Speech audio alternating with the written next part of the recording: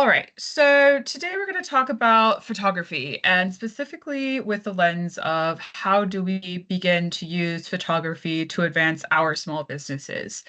How do we use different components of composition, negative space, different editing tools, things that are free for us, things that might cost money, and what is the benefit of either or?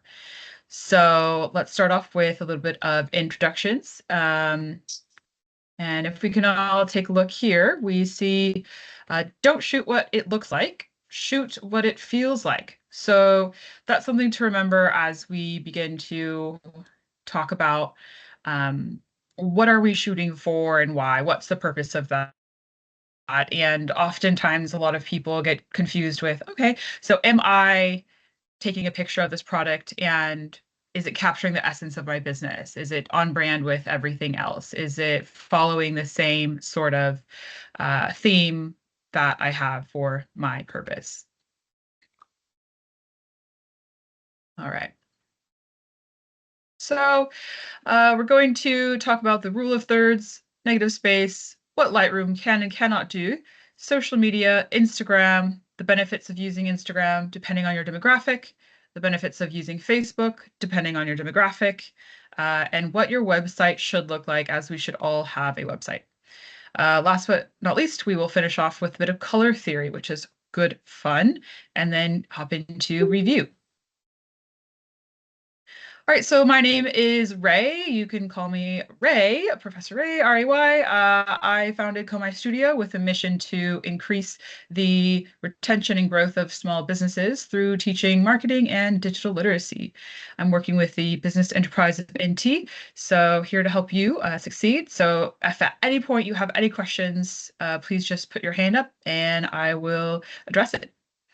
Uh, Business Enterprise NT, they are in the Northern Territory, and they're helping tons of people to have access to education like this. So feel free to reach out to them for any other courses that you might be interested in. And let's go ahead and talk a little bit about you. So I'd love to know who's in the class today, what your name is, your business, where you're based, what your clientele is, your demographic, and one skill you hope to learn today. So, who would like to go first?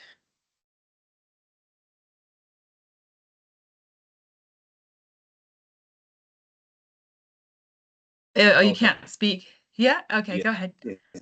Yeah. Look, my name's Peter Sharp. I'm developing, well, I have an incipient business. The company or the business is called YOLO Crackers. We intend to manufacture dehydrated vegetable crackers. So it's a combination of 5 nutritional seeds and mixed with vegetables, and then it all gets dehydrated.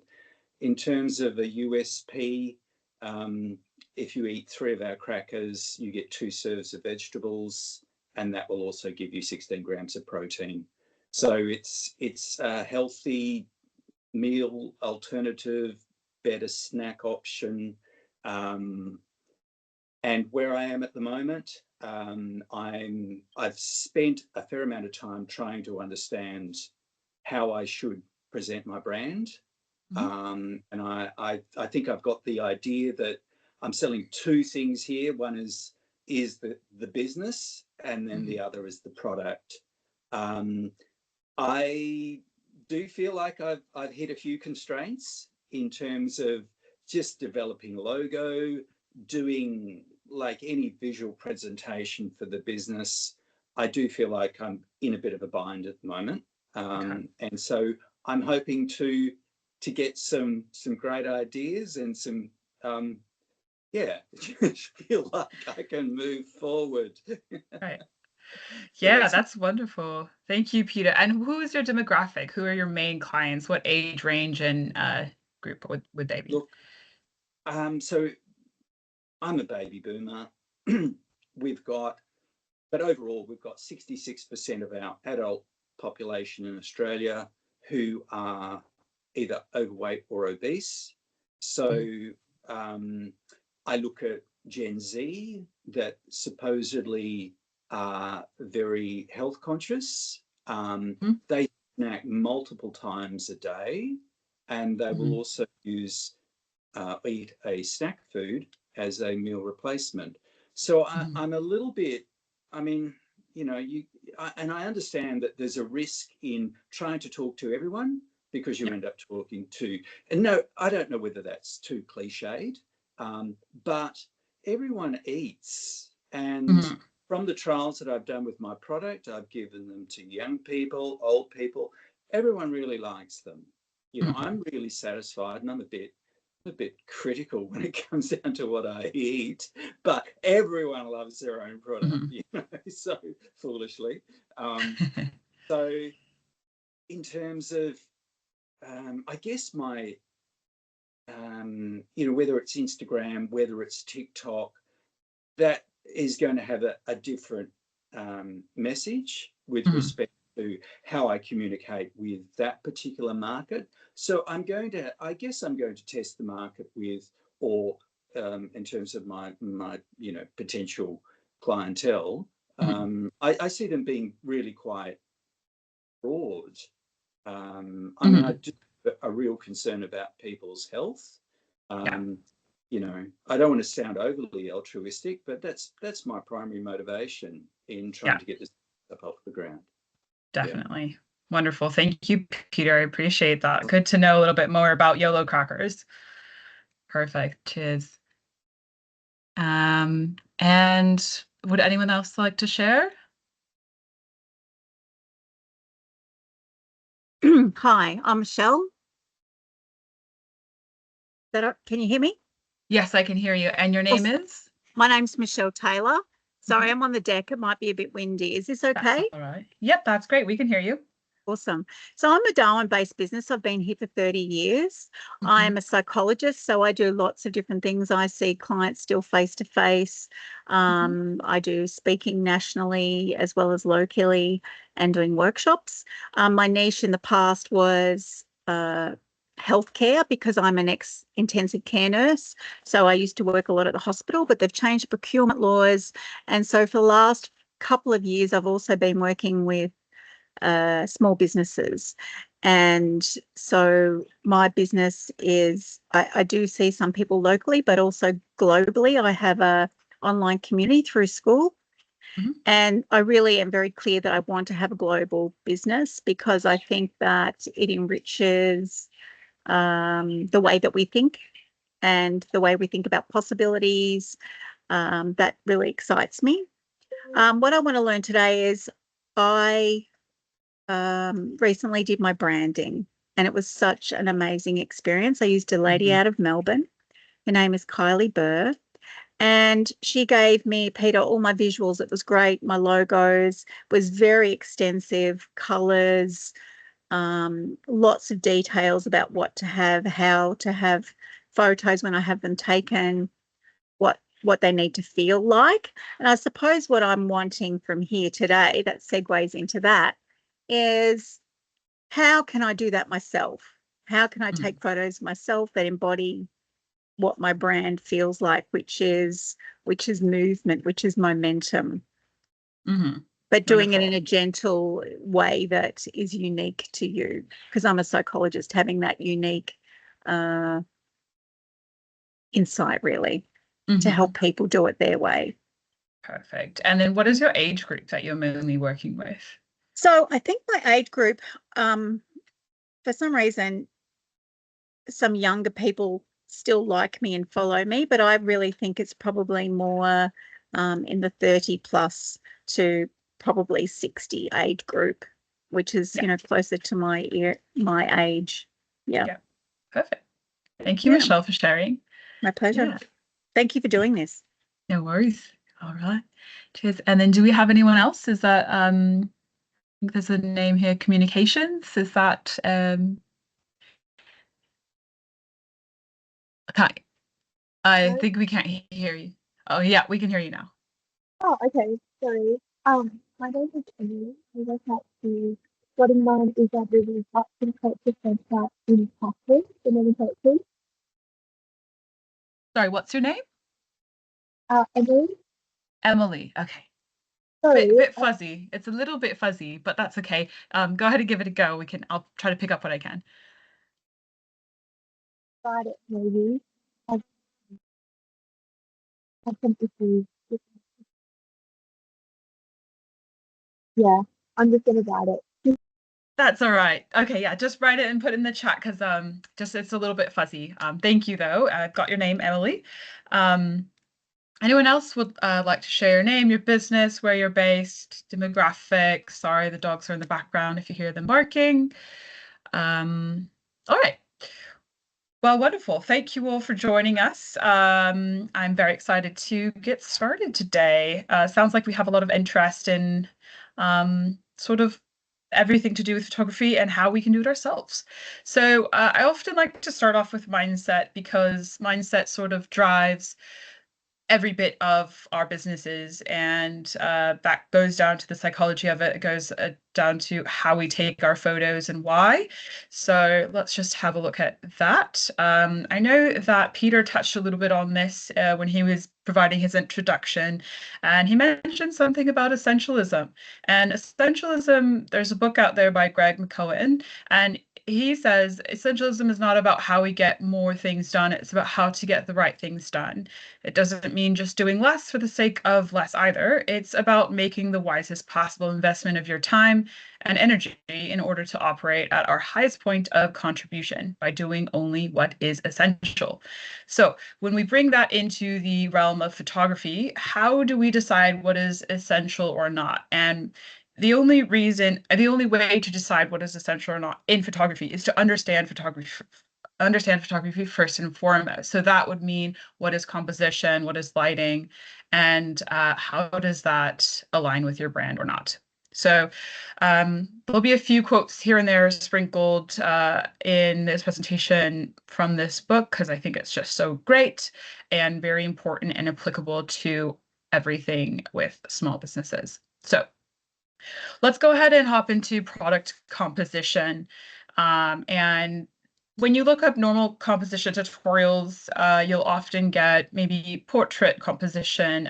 But what I want to really highlight here is um, how are we going to compose depending on what type of business we have, whether it be a service or a product, and what that looks like. So with composition, we have a lot of negative space. Now, these are just some uh, stock photos of this. And what is negative space here? So that would be this part, and this part.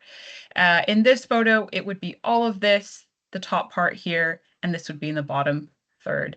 So that is negative space in basic pictures, but how about for products? So in this photo, we have no negative space. It might make us feel more compressed, compact, and a bit anxious. And in this product photography, we might have more room, time to consider, luxury, elegance.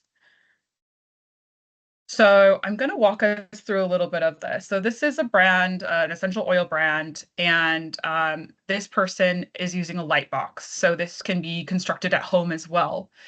You can build that with paper, and essentially you're just creating a two-dimensional corner.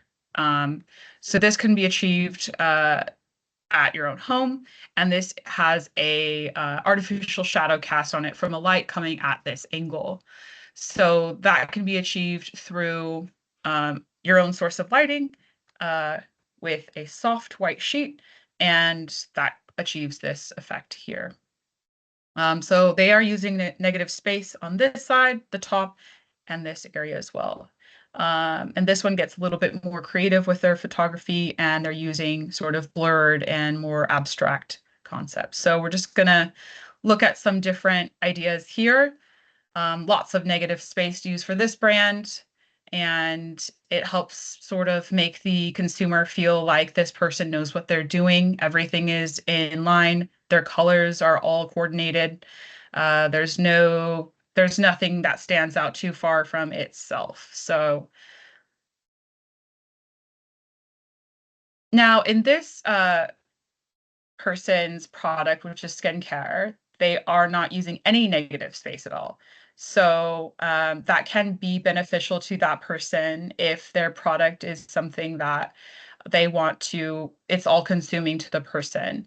Skincare is a very intimate product, so this might work well in their favor. Again, there is no negative space being used for this product, which creates quite an intimate element. If we go on to more product-based photography, we have different abstract ideas that are using negative space here. I'll show you guys how to use this, but essentially you take a picture. This can be a portrait that you might create for yourself if you're doing a LinkedIn professional profile picture. You can have any sort of background, and then we can get rid of that and put in what we want. So we can go into that a little bit later, but they're using negative space there. Urbanism relating to the public sphere. All right. So I want to take a look at a brand here called, it's an Aboriginal brand out of Australia that does skincare here. And what we notice about their product is color scheme. Everything is the same color scheme here. And all of their photos are taken using a light box. So the background is removed and then replaced with whichever color they are choosing. So if we go into this brand's shopping page, they have decided to use no background for all of their products.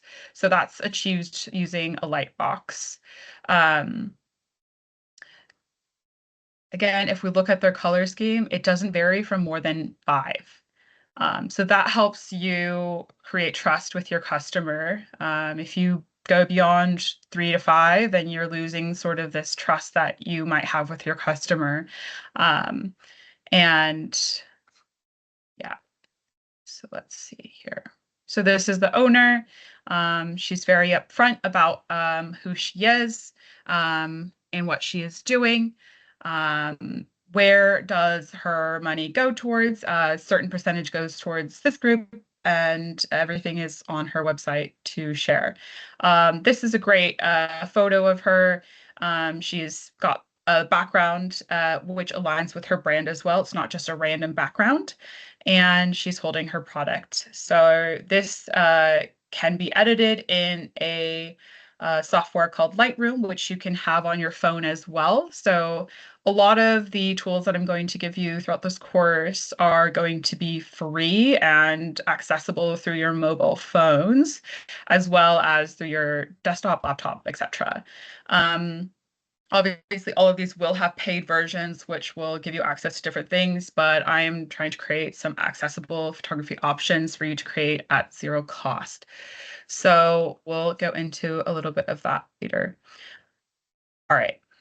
So those are all product photography. As you saw, they used negative space to sort of create this depth for the customer or intimacy for the customer, as we saw with the skincare products. Now, those are all product-based services for a product-based business. How do we begin to use negative space or composition when we have a service such as consultation, consulting, or psychology in Michelle's case?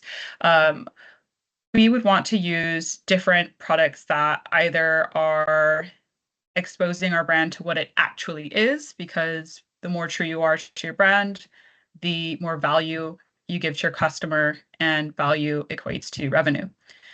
So when we look at these photos, they kind of throw us off a little bit. We're like, are you an editorial magazine or are you a coffee shop? And so that's okay for this brand because their audience and their demographic might be Gen Z or folks that might be using Instagram, etc. So they're going with a high contrast and stark colors to pitch their service-based, well, their products and their coffee shop as a service.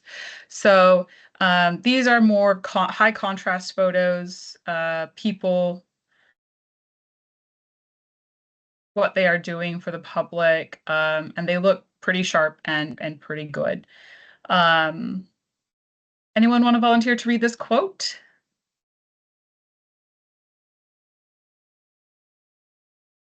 Yeah, I'll read it. You want to read it out loud? Yes, please. Thank you, Michelle. Yeah, the way of essentialism means living by design, not by default.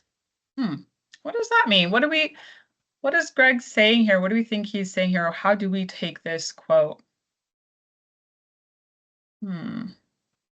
It means that we're really thoughtful and we're on track with and intentional about what we do. And it's in a line with our goals. Right. And our brand. Yeah. Wonderful. Wonderful. Thank you, Michelle. Yeah. So that sort of goes down to exactly right. We're not just robots. We're not just putting our wishes into AI and exporting that onto our website.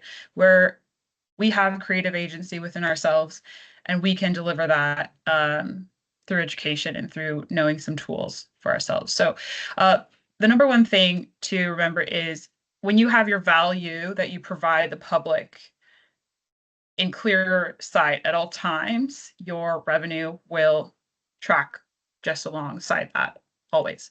So the more value you provide, the more revenue usually is hand in hand.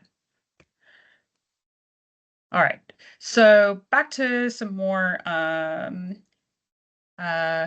different compositions. So grid. Now, everybody has a grid on their phone. So it's usually those cross-hatched grids that you see. You can toggle that on or off on your iPhone or Android, and that can provide you with a larger concept of understanding the spaces. So this is what it will look like. And this is a feature that all of us have. This is the rule of 1/3, which we will go into. Rule of thirds, pardon. All right, so take a second to look at this.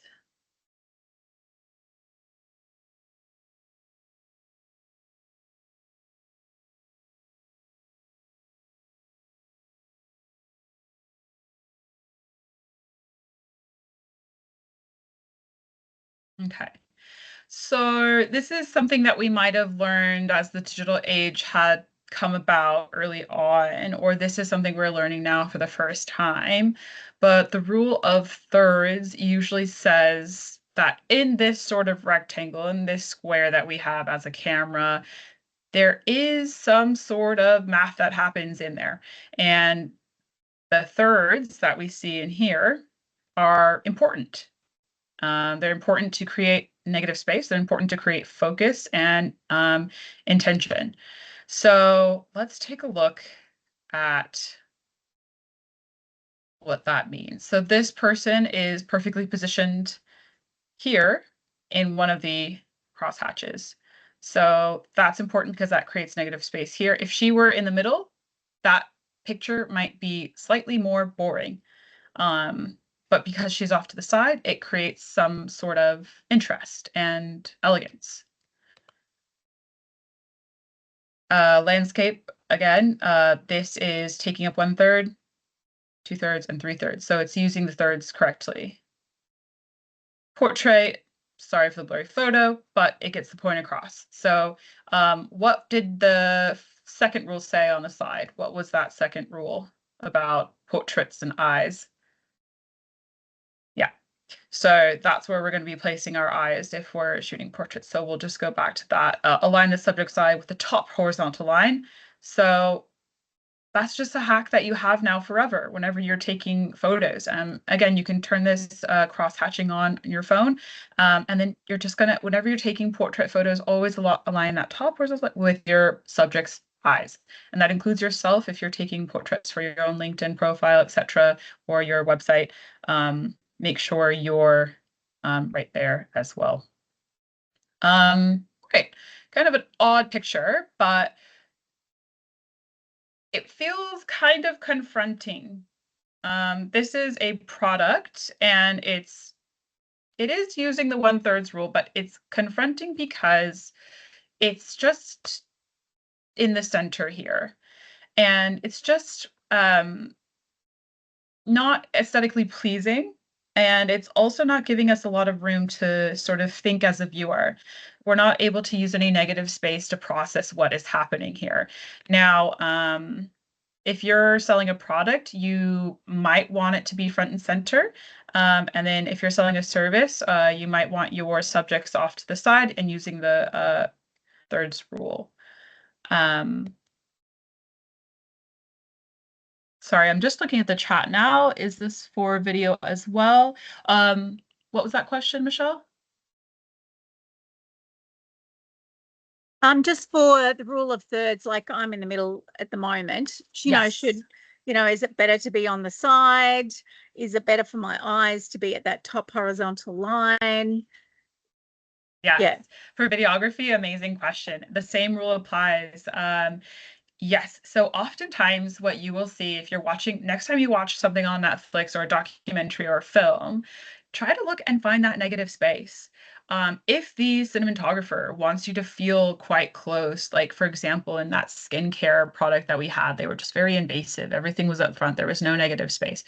That's how the cinematographer will he'll have everything be sort of close, and it'll make you feel something different than our landscape pictures that were giving us 2/3 of negative space. So everything is intentional with either making you feel more intimate with a product or person, or more calm and at peace. So that does apply to film as well. Usually they will film like kind of where you are positioned, Michelle, like that's perfect. You're off to the side, you're right here, that's great. And that's how folks will do interviews as well, because the human brain does need space to process information that is happening, whether it be a still photo or a moving picture. So use that to your advantage of, going back to your core values of your small business. What is it that you're here for to represent? Are you here to help people have a healthier lifestyle? And you might want to then have space, or at least use 2/3 of space. Or you might want it to be front and center. Look at me now, look at me here, which is what that orange was sort of doing. Yeah. So here's a short video. We're going to play it at 3 minutes and 55 seconds. And this is someone sort of doing a DIY photography home setup. So if this, for example, Peter's Yellow Crackers, he might have this sort of set up in his home, choosing your own background and doing a bit of lighting here. Let's go ahead and go to 3:55.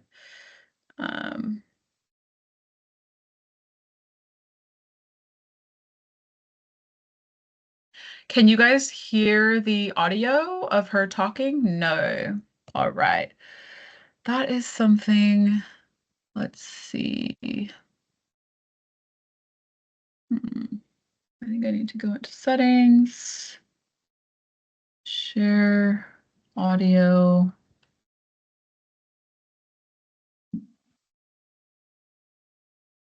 Let's see. Share sound. Okay. How about now? Resistant, so you don't have to worry about damaging your backdrop.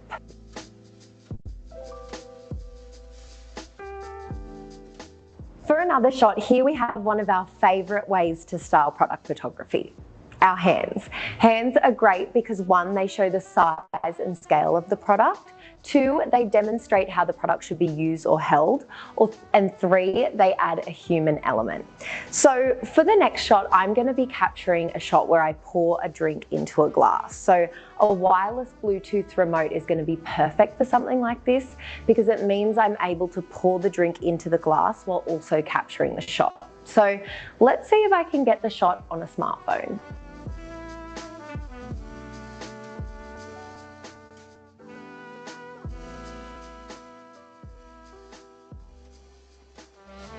Awesome. I think we've got the shot. That actually turned out better than I expected. So let's move on to the next shoot, which is some cosmetic product photography.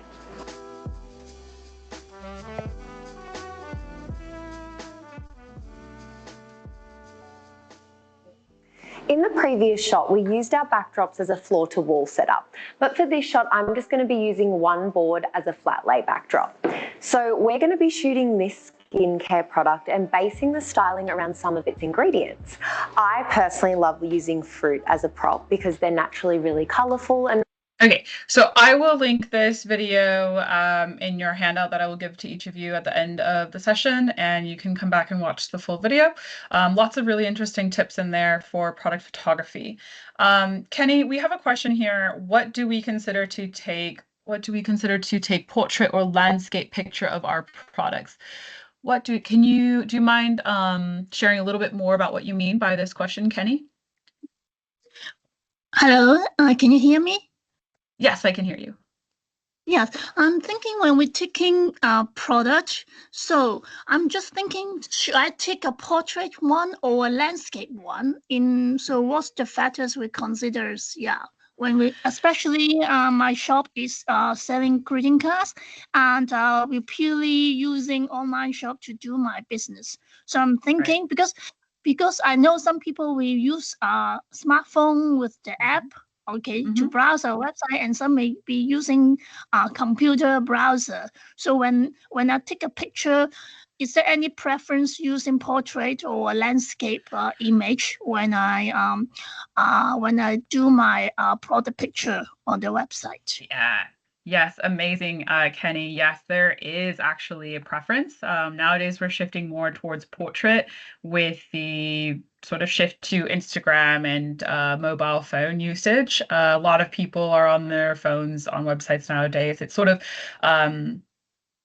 that's the main target audience is folks that are on their phones using Instagram, Facebook, etc. And a lot of those platforms mainly support portrait photography. So if you've noticed the recent shift within the year of Instagram having gone from the square to the full rectangle, that has even changed. So we're noticing trends like that towards more portrait photography than we are to landscape. The times that I would use landscape are to create depth for your product on your website. And it would be mostly photos that I would use for my website. For social media, for Instagram, for Facebook, I would use portrait photos. Even if you try to post a landscape photo on Instagram, or it would just move it to portrait. Unless you clicked on it and then you could see the full, but that's just not a cohesive story that we're telling at that point. It's disjunctive. So to answer your question in short form, Kenny, yes, I would do portrait photos. Yeah, thank you for that one. Thank you. No worries. So, all right. And then I'm looking at communications comment here, and you are you're in Catherine, Northern Territory, and you're generally tourists visiting alone or in a couple. And then communication, sorry, I don't know I think it was Emily. Would you mind just writing what your main product or service is in the chat and letting me know? There. Okay, let's move on. Okay, does anyone know what this stands for?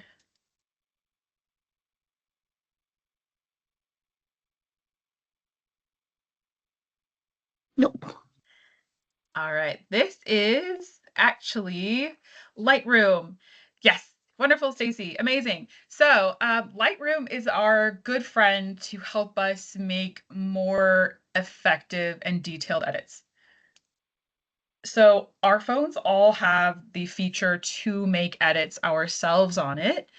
However, it is limited. I would say that Lightroom has about 50% more capacity to edit a photo than our standard iPhone 16, for example. So if I were you guys, I would go into your app store now or after this course and download Lightroom. It's free. You can use it, and you can download all of the pictures that you edit for free as well. If you use Lightroom on your desktop, I think you do have to pay, but there is a free version on iOS and Android. So just download that, and it will be your very good friend for helping you create high quality pictures. So how do we create high quality pictures? So the number one tip that I usually give to students is brightness and contrast. We have all of these large options to choose from when editing. We don't want to just randomly hit all and see what works. In fact, there's a science behind it, and that's what we're going to get into a little bit today, with how do we properly edit and why.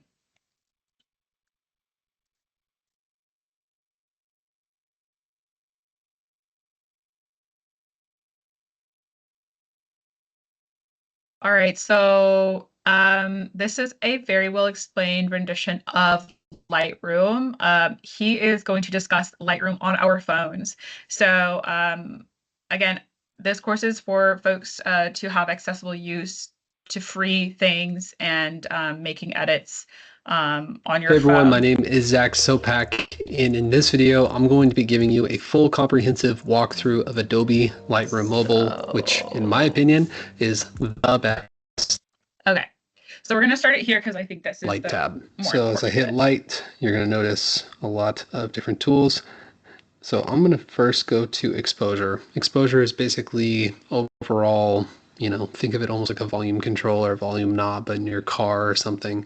It's just turning things way up in your exposure being like brightness, darkness of your image. This is kind of just an overall thing for that. So right now it's up. I'm going to bring that down, and I think I'm going to bring it down to about 1.2 or so. Under that is contrast. Now the contrast slider adds a bit more punch. It adds a little bit of saturation, because what it's basically doing is that it's taking the middle point of your image and it's kind of taking everything and separating it. So it's creating more intense highlight areas and more intense shadow areas. So right now it's at +6. If I take this up to, you know, +89, it's got really intense shadows and really intense blacks. And conversely, if I take this in the negative, then everything starts to get gray and flat looking. So I'm going to find a place where I like it the most. If you're ever unsure about a certain slider and you want to go ahead and reset it, all you have to do is click on that little circle. Okay, so there's tons of tutorials on how to use Lightroom, but what we want to make sure to focus on is, so he's editing this one picture, and what I'm going to challenge you to do as small business owners is to edit all of your photos in relatively the same way. So in the beginning, I showed you a set of photos of companies and organizations that were either a coffee shop and or they sold different. And if you notice that coffee shop series, they all had very similar edits, and all of their photos were obviously edited, but they were all of the same. They had a consistent flow. They used the same exact settings. So that's something I would challenge you to do as a small business owner, whether you're selling a product or a service, is to make sure all of your edits are exactly the same. You're not varying much and you're consistent. If you begin to edit your photos and try to sort of experiment with editing things differently, it maybe will come off to your consumer as you are unstable or not so sure. So the number one thing with visual is you want to make a very good diagram. They want to see a cohesive piece where someone is sort of consistent. So that all goes down to editing. If you do want to vary, however, and you want to sort of transition from a highly contrasted sort of theme to more of a light, airy type theme, I would say you can do that, but I would do so very gradually. So again, that goes just back to trust with your consumer, because you're sort of slowly introducing it. It's not just a sudden jump. So it's everything is psychology when it does come down to branding and marketing, because it's just building that trust with your consumer. So I will leave this video for you guys to have a look at after class. I would definitely highly recommend going through all of it. He talks about different toggles here. One thing I did want to touch on is usually when your brightness is you usually want to turn your brightness down and then your exposure up versus your exposure up and your brightness down. That's just one tiny rule that I would always have when editing. So I'll say that again. So your brightness will, if you're going to change your brightness and exposure, if you're going to toggle both of those, your brightness will usually go down and then your exposure will usually go up. So that will just be, that's just those tiny little high. And the reason why that is because I think the detail is just sharper. Have a play with it and see what you prefer. But that usually is sort of the rule of thumb, but also rules of thumbs yes, that's exactly right, Michelle. So usually your brightness, you want to bring that down and then your exposure. It just sort of creates a slightly more elegant edit versus having it the other way around. So have a play with it and see what you think. Just take a picture of like your backyard or something, and then whether you're editing in your own cell phones, like editing software, or you're downloading Lightroom and editing there, have a play with that brightness and exposure. If you turn that exposure down and the brightness up, how does that feel? If you turn the brightness down or vice versa, how does that feel? So just have a play with what your preference is. And again, my push to you as small business owners is to have consistent editing across the board. So if you're doing brightness down, exposure up, do that on the next photo as well. That just helps create brand consistency. Okay, so so we're sort of answering this question as we go along. How do we take professional photos on our smartphones? I'm just going to skip this one. Well, let's just play it at 1050 where I had already propositioned. Having amazing product photography is the make or break factor for making sales on your e-commerce store. It doesn't matter how. There we go. Okay. Presentation. Click. If you want to take your editing up to another Snapseed or selective adjustments on Lightroom Mobile. Since the background will already be pretty white, thanks to our setup, these tools should give us a pretty selective adjustments on Lightroom Mobile. Since the background will background by using tools like the Dodge and Burn brush on Snapseed or selective adjustments on Lightroom Mobile. Since the background will already... Okay, I'll just pause that. She said selective adjustments on Lightroom Mobile. So that's what I've all pitched to you. So selective adjustments, if you want to write that down. Be pretty white thanks to our setup. These tools should give us a pretty convincing white background without needing too much effort. But if you want to, you can take this a step further by transferring your photos to the computer and using a tool like Adobe Photoshop Express to auto remove the background in one click and add a pure white layer behind it. All right, I will show you guys how to do this for free as well after this, or to create a very clean image. Or another option is to pay for photo retouching through a service like Pixels, which starts at $1. Okay, so I wouldn't recommend paying for anything. I think we can all do it using what we have. She mentioned taking it off of your phone and doing. How many people are editing their photos on their phone? Give me a thumbs up if that's what you're mostly doing. No. How many people are editing their photos on Adobe or an Adobe suite? Your Adobe, right? Okay, and then Mitchell, yes. Okay. Let's see. I'll just plug this in. So, all right. So, Stacy, are you doing it on your cell phone or are you doing it mostly on your desktop?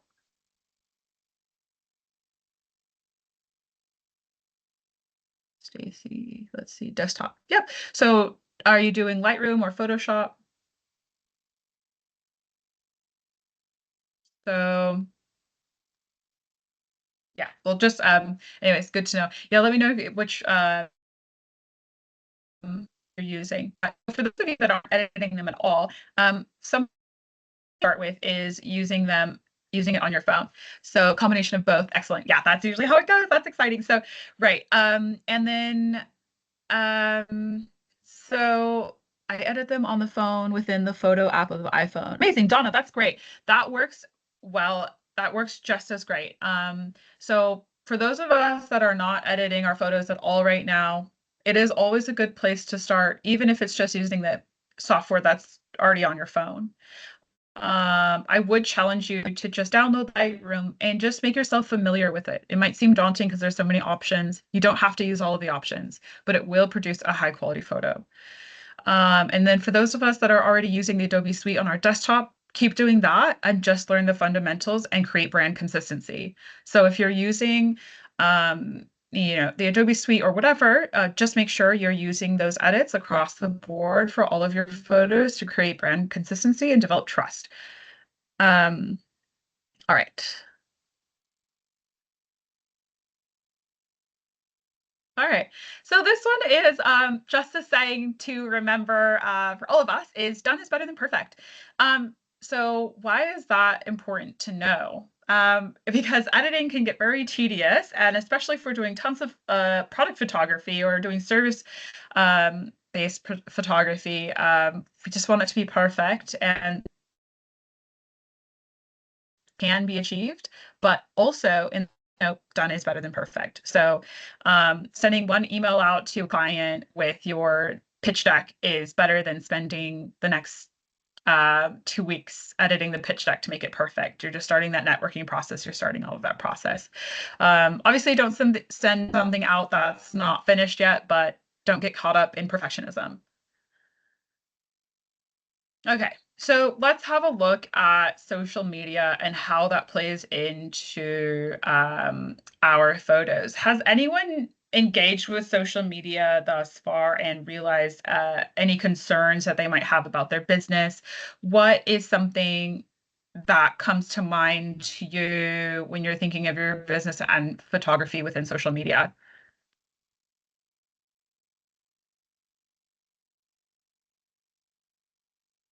Is there any pushback? Is there room to grow that you want to tap into? Some of us have mentioned our demographic is Gen Z. What are some things, anything that come to mind as we begin to think about social media? That's really good. Right. So Michelle's saying capturing feelings on photos. That was the very first quote that I had for this presentation. We're not taking a picture of our service or product. We're taking a picture of the feeling that we provide and give. So again, it's giving that value. So something very important to remember is that are your photos an accurate representation of the value that you give to your consumers? And if the answer is no, you need to go back to square one and rethink that step. Everything should be congruent, and the source should be what value you provide to your consumer. If you don't know what value you provide to your consumer, start there. And then from there, you can go into how do I compose this picture to accurately reflect that value? And that would be your foundation of your branding. And then you can go on to the fun things like color theory, composition, editing, etc. But you must first have that relationship between your value and your engagement with that. Stacy says usefulness, purpose, is it beneficial to the customer? Right. So that is a great question, Stacy. So if you're wondering if it's beneficial to the consumer or your customer, then I would argue you don't know what your value is. If you know what your value is, you know if it is beneficial and why. So I would, for you, Stacy, I would recommend just going into what is my value? What do I provide to the public? And when you get that down, when that is a concrete statement, then that will become very clear. It is purposeful because I help people achieve a clearer mindset. Or if you sell candles, your value would be peace of mind, serenity, and luxury for the average day suburban mom. And that's the value you provide for that demographic of people.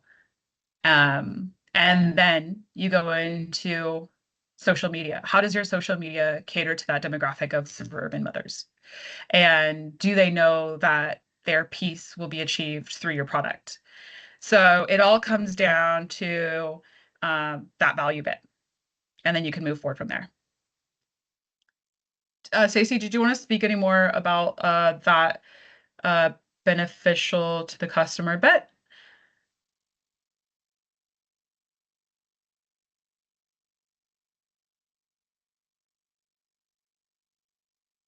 Okay. Yeah, I'll just wait for you to. Okay, cool. Sorry. Yeah, I don't know if that made sense or anything, but yeah, take what you can and leave what you will. Donna McRae, you said how to shoot photos with employees in them, but not in a highly indefinable portrait style way. Trades business. So how to shoot photos with employees in them, but not in a highly indefinable. So portrait style. What could you maybe expand on that a little bit?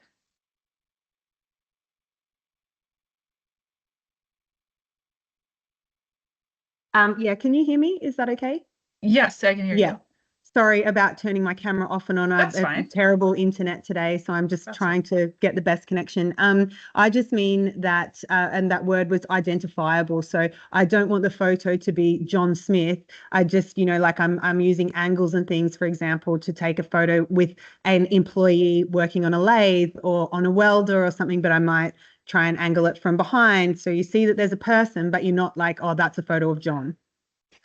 Oh, so sort of like an anonymous, like picture of the tradie business, high quality, sort of in action. Yeah, exactly. Like if I just took photos of like the products that we made, like I don't know, where we've got a manufacturing workshop. So, a photo of handrails is it's okay, but it's nothing, compared to action shots of people doing things, but you also don't necessarily, do you sort of get what I mean? Just like generic 100%. people shots. So people are in them, but it's not kind of centered. It's centered on what that person is doing rather than like their face. Exactly right. That is a great point to make, Donna, because the value that your business is providing services, so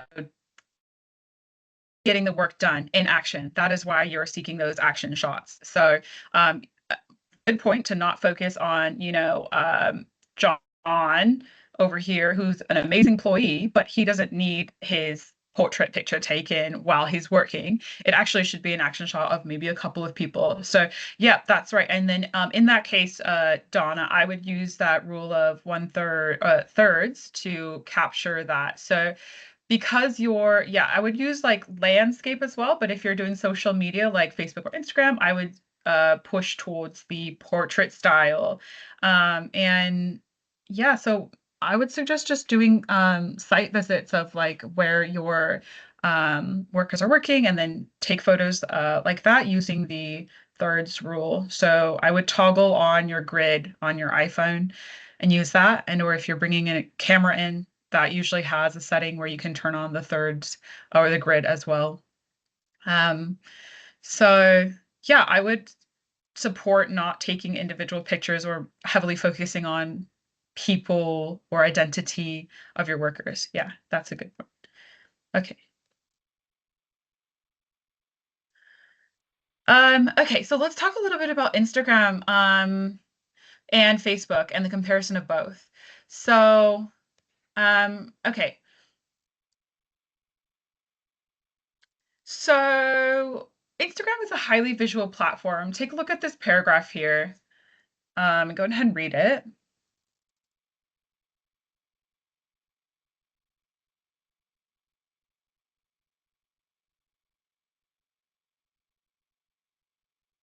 So Instagram is visual. If you notice, the pictures first, text is second. In fact, you even have to click on a button to expand the text. So that is why photos are very important for Instagram, and text will come second. So your photo needs to engage the consumer first, and then the consumer will engage with your business and or brand. So how long does it take for the human brain to process an image and make a snap judgment? How long do we think? Which one of these do we think is true? How long does it take for the human brain? What was that? 0.4 of a second. Yep, that's right, Peter. Hopefully that was Peter. Can't see you there, but yeah, there you are. Okay, great, exactly right. So 0.4, right, Kenny, Donna, yes, exactly right. So 0.4 of seconds, 0.4 seconds. So yep, neuroscientists discovered that the brain can process an image and make a snap judgment under 0.4 seconds. So what does that mean? That we kind of do judge a book by its cover. That's what that means. So how do we apply that logic? How do we apply that knowledge to your small business if you're using Instagram? Well, it means that you must be consistent. Colors, contrast, composition. Your images should be clear and they should communicate your vibe. So when you go back to your value, what value you provide, you can then create your vibe. So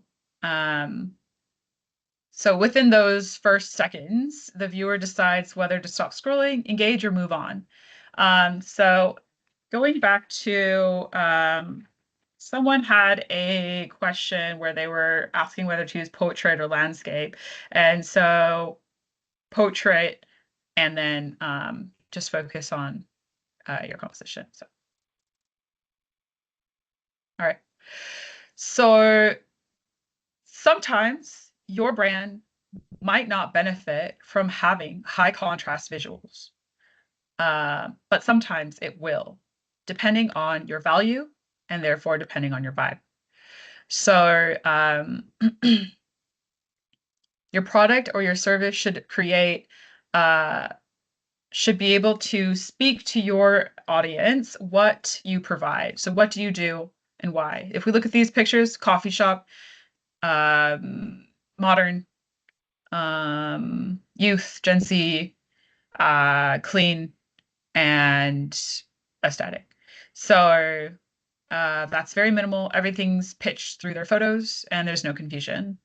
Right.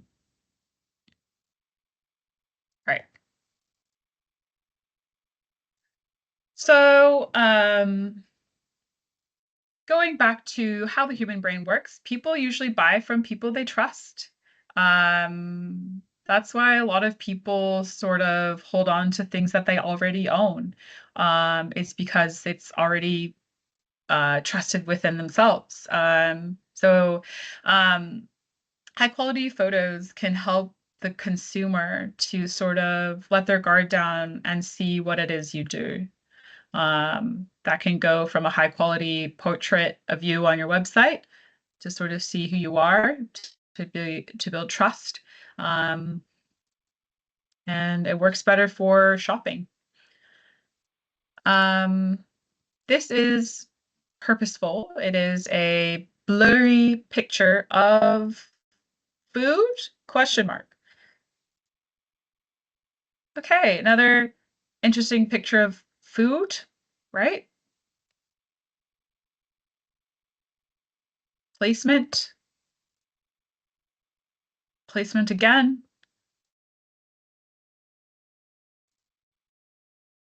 So the first three pictures, we didn't really like them.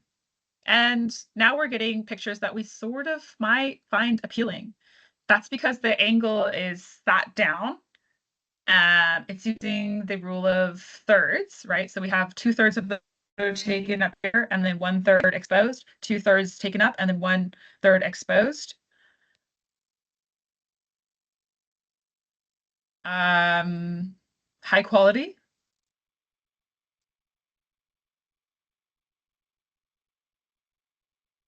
This one is using 1/3 negative space, 1/3 negative space, and 1/3 product. High contrast is what this brand is going for. Very different from the first three photos that we saw. Very different from the first three photos. So this is, again, angled down. It's not a top-down view, which can be kind of confronting and almost voyeurist, but this is sort of a inviting you to gaze in type of vibe.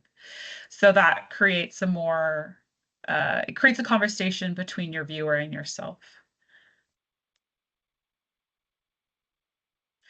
So high quality, again, this is pitched down at an angle, not a top-down view. This is a top-down view, which isn't as inviting as oh, the angle down thing. Yes. So thank you for that question, Donna. How do I describe this? So like it's like so this is a top-down picture. So you have your phone, you're taking a picture top-down. If I go from that angle of top-down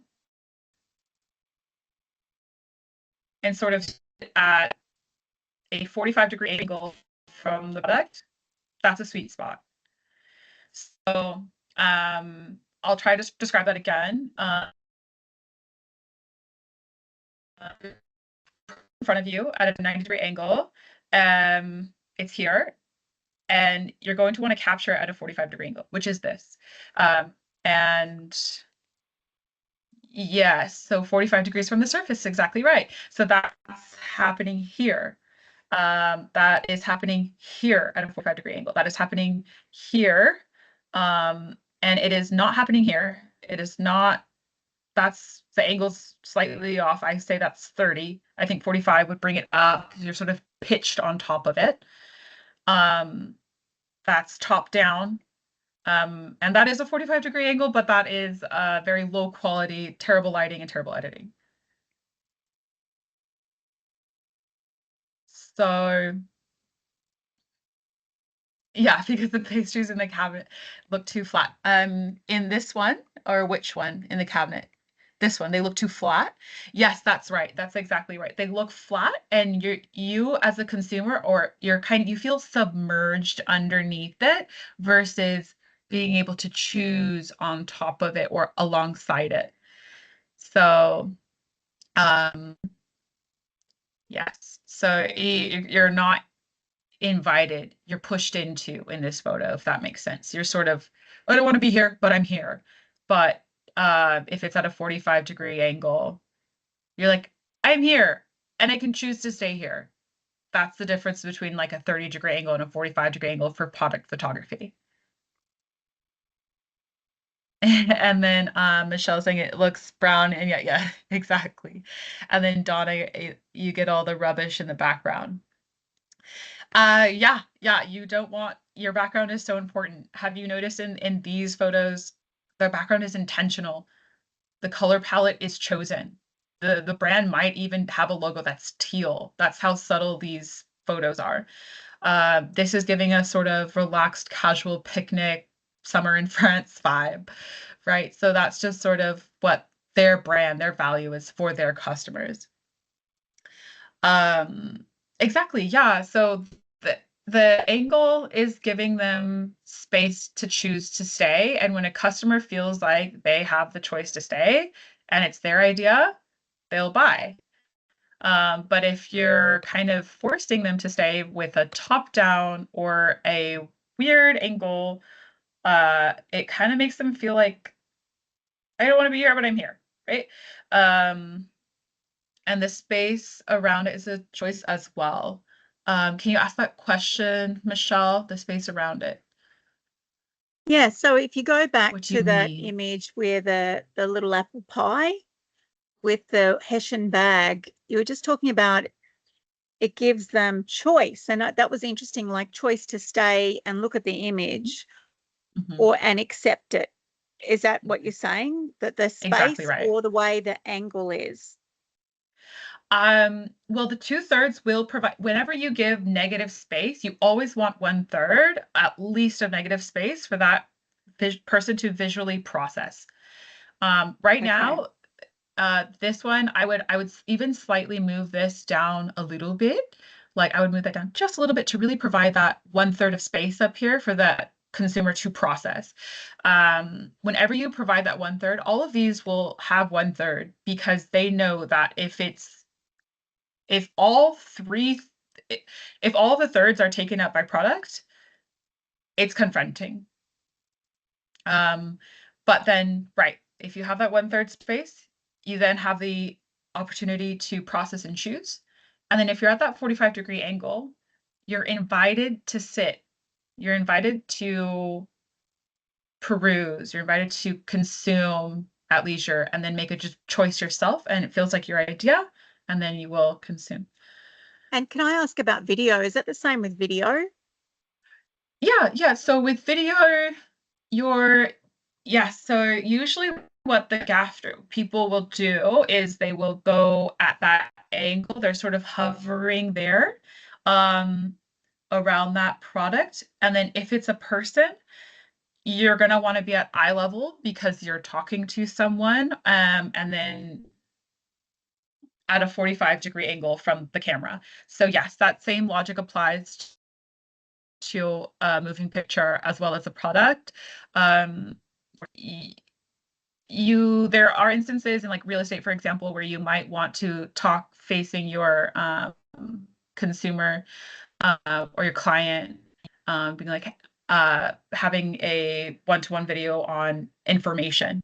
But then if you're sort of a consultation business, you might want to engage in that 45-degree angle. So your camera will be here, and then your body will be turned, and you'll be talking to the camera at a 45-degree angle, versus a head-on knowledge-based information type consumption.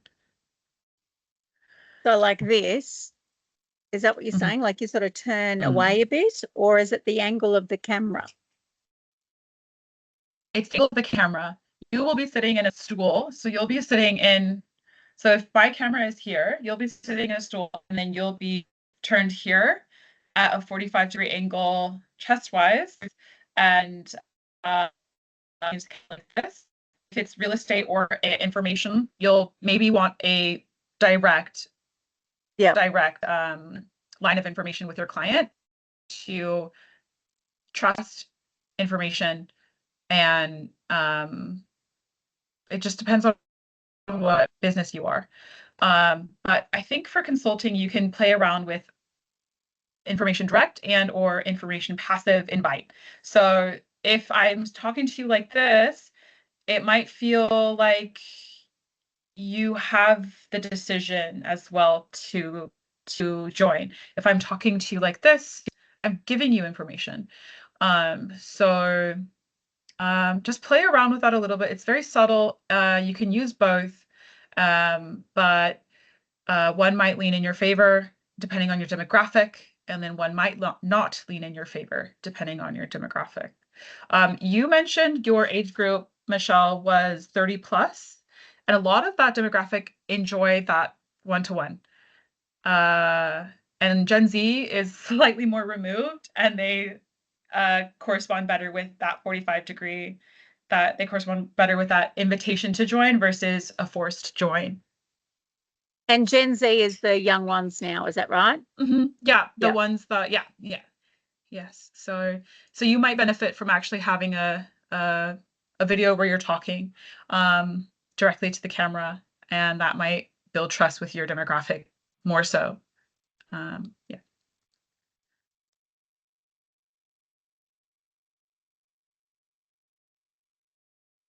All right. So all of these are at an angle, 45, all of them are at that angle. Again, here, except for that top down one. That's a little bit above 45. All right, so we've covered a bit of Instagram, and let's dive into some Facebook. All right, so let me just back up. Yep. Can I just ask a question? Yeah. I mean, understanding that we're trying to keep our brand consistent and all of our imagery consistent. Now, in my case, I suspect that I've got a demographic that is well, I'm looking at a number of different demographics. Yeah. And in light of what you've just said, older people more responsive to a directly framed, photo, whereas Gen Z, 45-degree angle. So that sort of operation, is that still is acceptable to generate that consistency? You've just got a slightly different approach. Does that work, or do people say, hey, what are they doing here? That's different to here? Yeah, sorry, that may be a little bit of an obtuse question. No, but, that's so fine, Peter. Yeah, to get your question straight, you're saying your demographic varies from Gen Z as well as baby boomers. And so that very specific detail of filming in 45-degree versus straight on is complicated in your case? Well, is it acceptable to operate like that? Because it's probably advantageous, isn't it? I would say so in Gen your Z... case. Yeah, go ahead. Okay. Thank you. That's wonderful. No, yeah. Thank you for that clarification.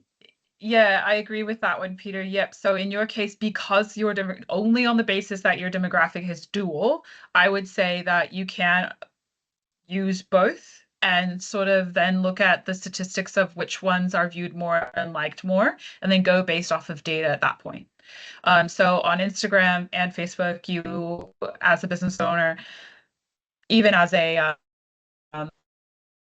account, have access to your data and who sees what and what age group, and you can even get down to what country sees your posts and what. Yeah, so when you begin to pitch your ideas and your visual content, whether it be video or photography,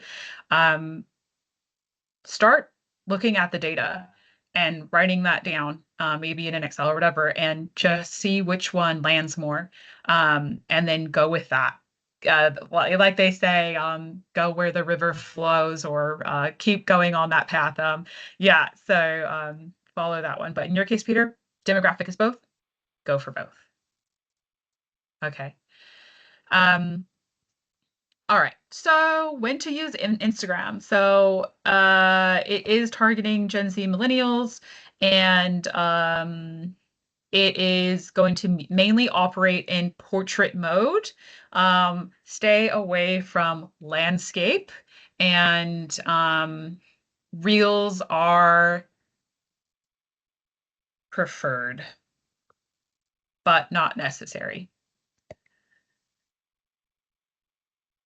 Okay, this is a video about, let's have a look. Let's see if we can. People don't need stories anymore. Sometimes a vibe is enough. Today's post-millennial trend, branding amongst brain rot. People always say that storytelling is the most important part of brand, but the new media landscape doesn't always grant the luxury of time needed to tell a story. The modern algorithm is a fire hose. You don't have the safety of the 3-minute ad break and the 30-second TV spot. Your brand is being seen in 3, 5, 8-second chunks coming from 50 different sources at once. Think about your own feed right now. Performative man content, catastrophic climate change story, fascism is back, apparently, brand ad. Advertising converges into algorithmic soup. In that environment, the way that your brand is experienced is less like a linear story and more like a vibe. Think about it like watching a really frantic Twitch chat. You can't make sense of any individual message, but you can get a sense of sentiment. You can see this in practice with the luxury brands that are winning on social right now, like Burberry. There's no narrative continuity between any of these pieces, but there are moments of spectacle that seem to collectively represent somewhat of a cohesive aesthetic idea. This is brand as mosaic, and the key lesson here is that a sharp but simple strategy is all the more important as a marketer. Because now your primary job is to orchestrate some kind of consistent message amongst all of this chaos. And that strategy becomes crucial for briefing, the other new primary skill set. Because now you're no longer just briefing one creative agency to make one ad. You might be briefing dozens of content creators. In fact, I heard of one major beauty brand in Australia that worked with 10,000 creators this year alone. These are people that might have a limited understanding of your brand, but even worse, may have a limited understanding of the discipline of marketing altogether. You need to make sure that every monkey in the zoo is giving you the right type of attention that highlights consistent, favorable brand associations, while still acknowledging that they need the freedom to overlay their own personality, style, and form over the top. To any social-first marketer under the age of 36, you probably already understand this intuitively. To everyone else, open wide, get ready to drink from that fire hose. Okay, what is he saying? Why is that important? And what is going on? So he's talking a little bit about how we are starting to trend on social media towards more of a vibe presentation. So when people go on your website, Facebook, social media, Instagram, etc., they are first consuming in that 0.4 seconds your vibe, and then deciding from there whether to engage or not. So your vibe should be based off of your values, and those two will go hand in hand. Once that's established, we then go into composition and editing, and that should be cohesive and the same across the board, unless we're rebranding from a dark theme to a light theme, and that will be very transitional and a slow process. But say we're not trying to rebrand, same editing and consistency. So any questions on this video? And Michelle, that is correct. Reels are videos. Michelle, let's see. Space is giving. Yes, reels are videos. Any questions on this quick, fast video that might or might not have made sense?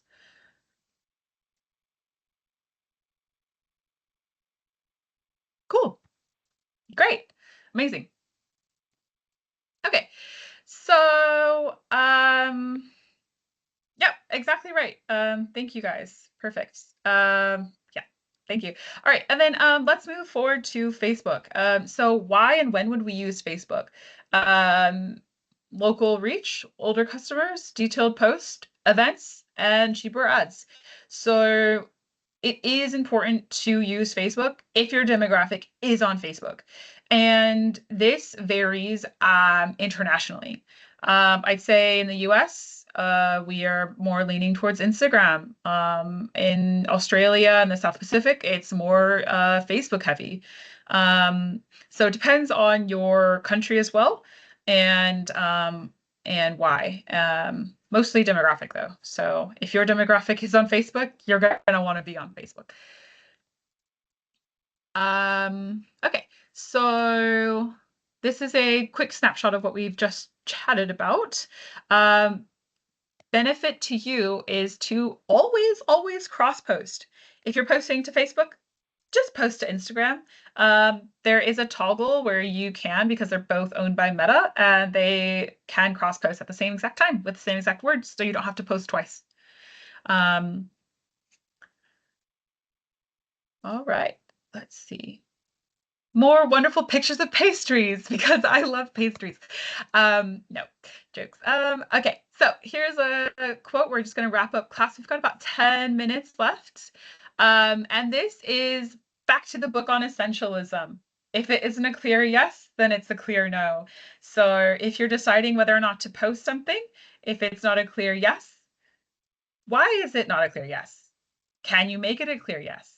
And one constructive piece of advice I would give to you is, if you can make it a clear yes, usually it has to deal with going back to your basic foundation of what value you provide to your consumer.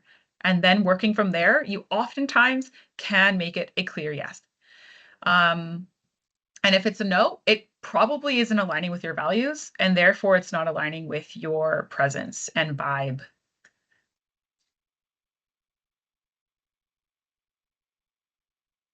All right, so I'm going to chat for a little bit about digital literacy in today's age. Oh, Michelle, great question. What constitutes a clear yes? Usually it's that first instinct feeling that you have. If you begin to, it's the breath before the breath is what that clear yes, where that clear yes like sits in. If you're asking yourself, is this and then you feel that answer, that's your answer. And if that's a yes, that is a clear yes. That's a pass, let's go, keep moving forward. And if it's that's a no. So it's that breath before a breath. What constitutes a clear yes in terms of a product photography or service photography? That would be, I think it would often fear masquerades as a no. Yes, that is right. And so, yes, that is a good point. So that's where I would say, if you're getting a no, or you're scared to post something and you don't want that to be out there, why is that not a no? And if it's not a no because it doesn't align with your values, take it out. If it's a no because you're scared, reassess. Does it align with your values? Yes. And what is that value? That value you provide to your consumer. So I guess a good filter, I would say, is to always ring things through what value you provide to the public, and does that hold true? So that's just a friend that you can just visit, is your value friend. What value am I providing to the public through posting this? My services, my time, my energy, my effort. If it's a yes, go for it, even though you might be scared. Yeah. All right. So as we begin to continue to develop our digital literacy in today's modern day and age, these skills are now considered, this is a quote, so don't take this from me. I know it's a bit harsh, but these are now considered pretty basic skills. While it isn't hugely advantageous to have them, it's a big disadvantage not to have them. So when we begin to prepare ourselves for advocating for ourselves on social media, creating brand consistency in our values, we really want to be doing what we're doing now, like taking classes and learning a little bit more about how we become more digital literate. So we're in the age where digital literacy is no longer optional. It's not something we can sort of say, oh, the youth do it, or oh, people who have a business do it. Like, we all need to be on the same page, and we all need to be literate on different things here. So as you begin to grow your business, you will have a lot of different projects happening. And oftentimes in order to begin to create that trust with your audience, consistency, not just in theme, but in posting. So if you're posting every week on Wednesday at 9 a.m., keep posting every week at Wednesday at 9 a.m. Why? Because that builds trust with your consumer. So how do we begin to build that trust within ourselves? Well, we can pan that off to a digital management tool like Asana. So this is Asana. They have a free version of it. There are other free versions. These are all project management software that you can get. If you have a team larger than just yourself, you're going to want to get one of these or use one of the free versions.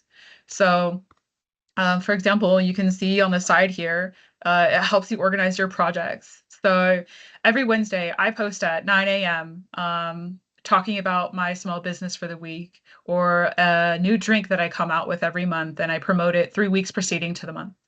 So that might be one of my projects. Another project might be farmers market. So this is how you would begin to organize yourself so you don't fall behind on brand consistency and therefore consumer trust. So that one was called Asana. You can write that down and look into that one. This is the free plan and what it gets you. And some different alternatives to Asana are Trello, ClickUp, Notion.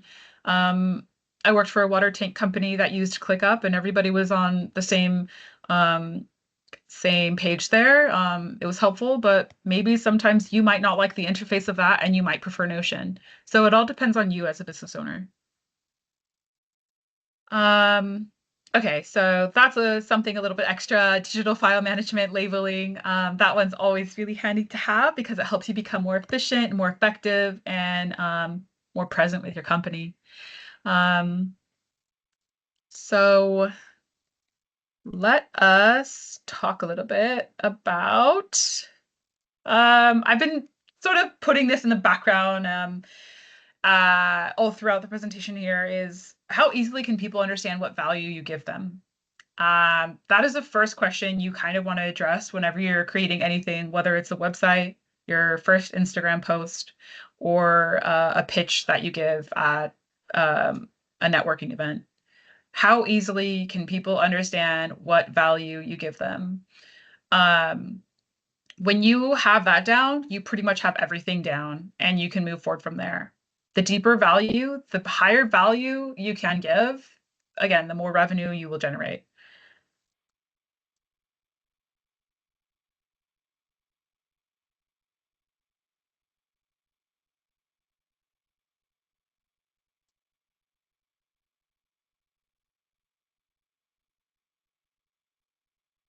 Okay, so I will challenge all of us as business owners to first think about what value we can give, and then ask for business. So always pitch what you can give. For Peter, it would be our healthy snack. For Kenny, it would be a loving greeting card. Michelle, it's your gentle services for psychology. So always giving that value first and then asking for business. So sell the problem you solve, not the product you offer. And how can that be shown through product photography? You would have to construct that within your own self. And, everyone here varies from a product to a service. So how can that picture that you're posting sell the problem that you solve? That would be the question you'd want to ask.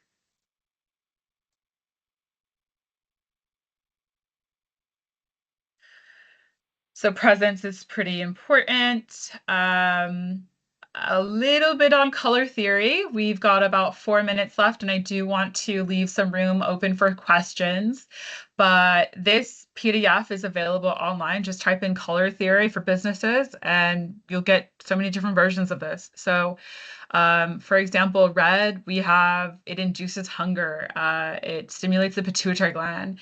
It's something that might feel energetic or courageous. So if you're McDonald's, your logo is red because it's stimulating the human brain's appetite. Target, energetic, bold, and Kmart as well. If you look down at green, you have different products that are consumed by the human body are green because it is health, fitness, freshness. So yeah, color theory is very important.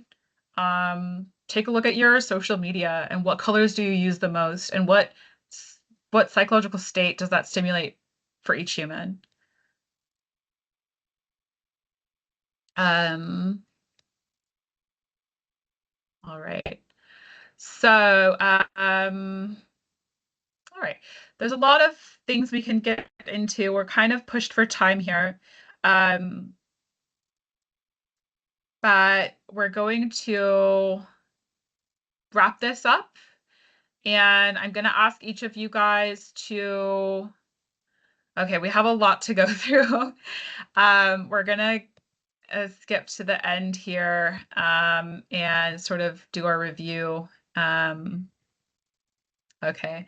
Don't forget to have a call for action button on your website, on your Instagram. That can be seen as a linked tree link on your Instagram, or if it's your website, buy now, shop now. Again, provide that value, then ask for the business, but always have that call to action button readily available. All right. So today we talked about the rule of thirds, negative space, why it's important, why it's necessary to have at least 1/3 of your photo with empty space.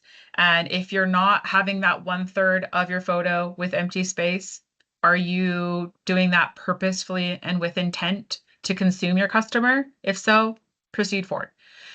Lightroom, go ahead and download that after the session and have a play with that. Again, try the brightness down and the exposure up, see how that feels, and vice versa. Social media, we talked about Instagram, depending on the demographic, always posting in portrait. We are moving away from landscape. Facebook, on your demographic, you're going to want to be on there for events. You're going to be on there if your demographic is of anything 30 plus. If you're in the South Pacific, you're going to want to be on Facebook heavily. Your website, that should follow the same consistency along with Instagram, Facebook, and website. So color theory, we talked a little bit about that. Have a look at some of the charts out there. Very fun, very exciting, and good to look at. So you can contact me. This is my name. I go by Ray. If you have any questions or want the material for today's course, I'd be happy to share it with you. I have a handout for each of you. And if you can just drop your email in the chat box, I will email it to you after class. And it has all of the links to the videos, it has the topics, and it has some fun tools that are free that you can use to create a profile picture, or even to just erase the background of your product and create a new background, etc. So just put your email in the chat and I will send you that handout. It's a PDF. And does anybody have any questions for me?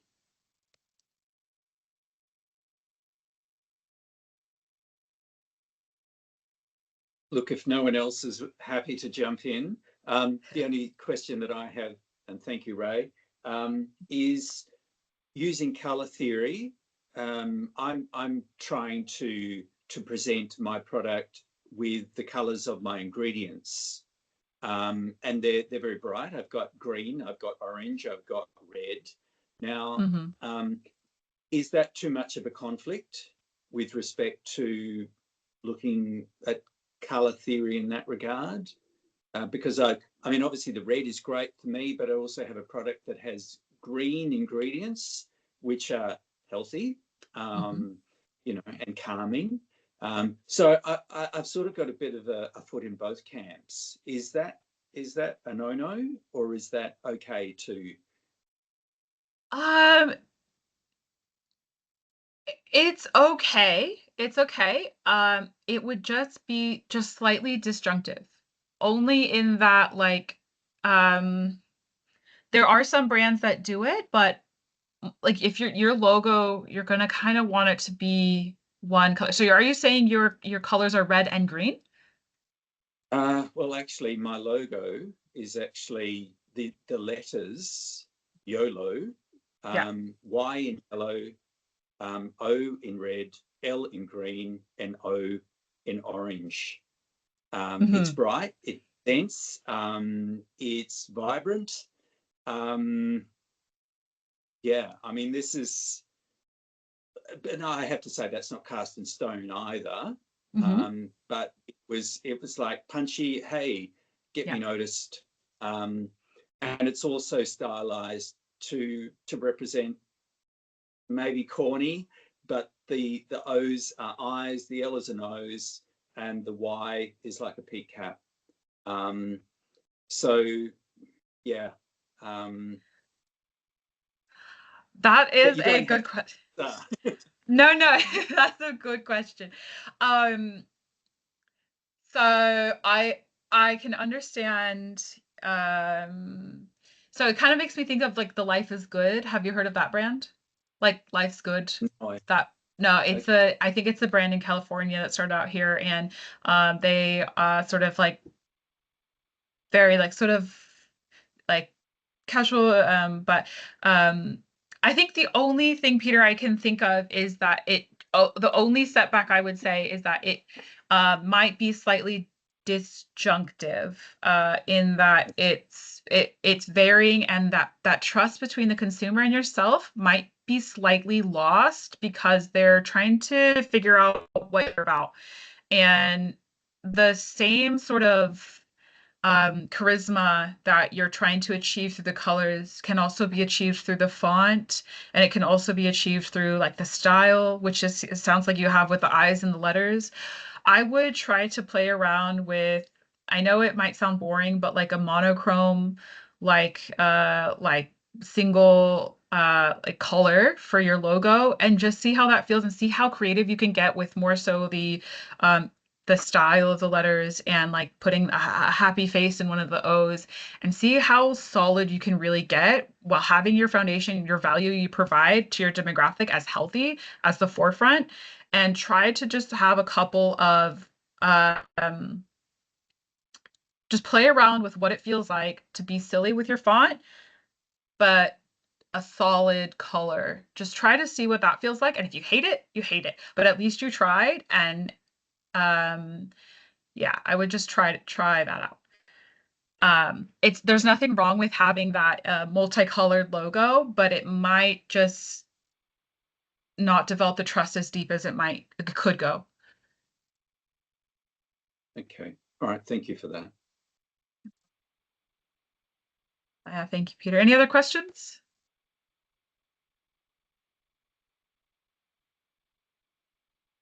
Michelle said it might feel like a backyard job.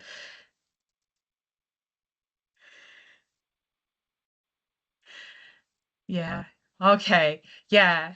So, great. Awesome, guys.